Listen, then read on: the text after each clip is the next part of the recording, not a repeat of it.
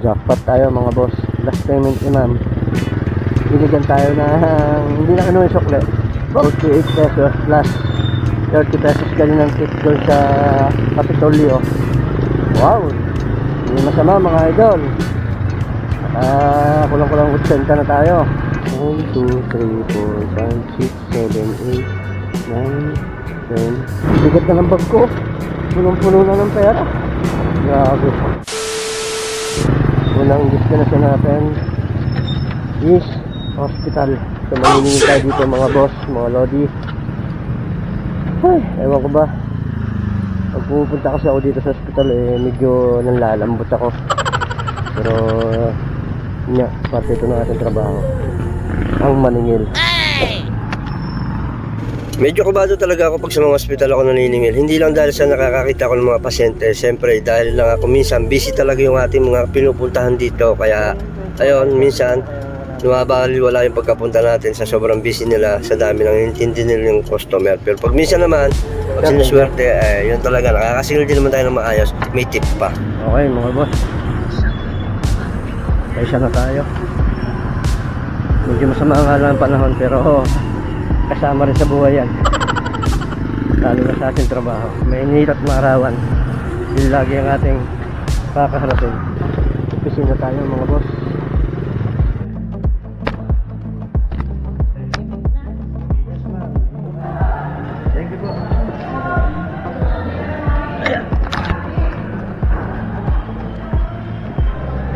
Jackpot tayo mga boss.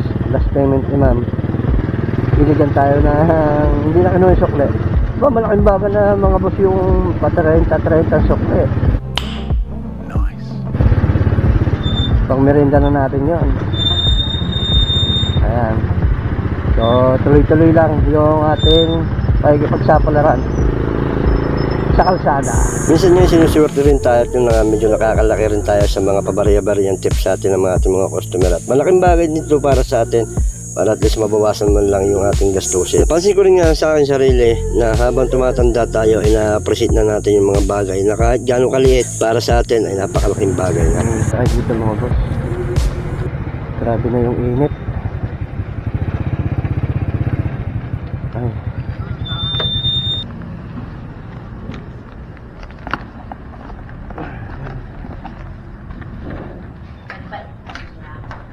Afternoon po. Ay, Samia. Fast forward na nga tayo mga lodi dahil marami nga akong sinisingil dito mga teacher. Sila yung mga isa sa mga pinakamalimit kong sinisingil. At yun na nga, actually lagi rin tayo nakakatanggap ng blessing lagi sa kanila. A few minutes later. Okay, bilis lang ng paniningil natin. Ganun kabilis lang yung paniningil natin. 4. Ang maswerte pa nito, may tip pa tayo, hindi na kinuha yung mga sukle. 10 pesos, 8. Bale, naka 48 pesos tayo.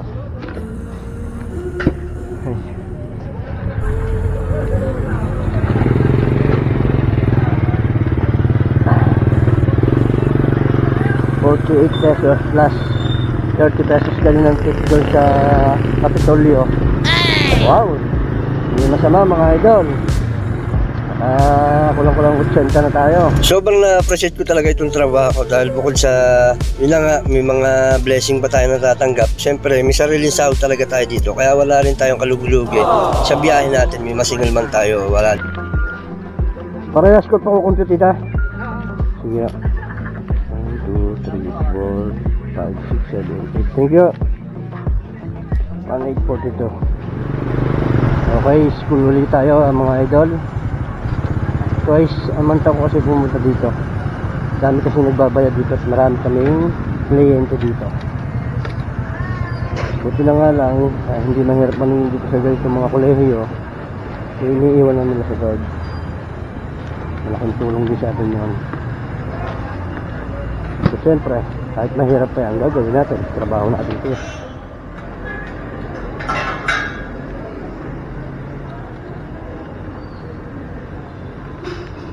Bilangin ko lang po. 1, 2, 3, 4, 5, 5 po. Wala po, inuwi ko ng mangyan.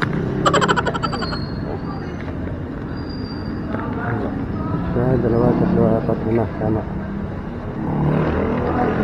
8.6.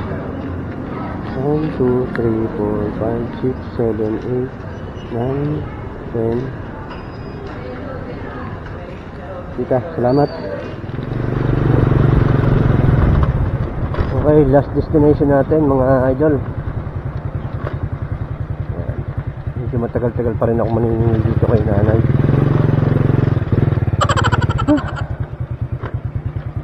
Diyan pa si nanay. Pabundok na nga itong huling destinasyon na napuntahan ko.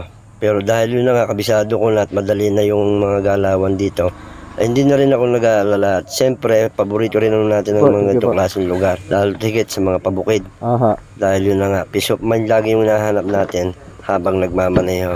Kaya maraming salamat talaga sa Panginoon. Kung hindi tayo sa Kanya, hindi tayo mag-iisip sa araw-araw. Oops.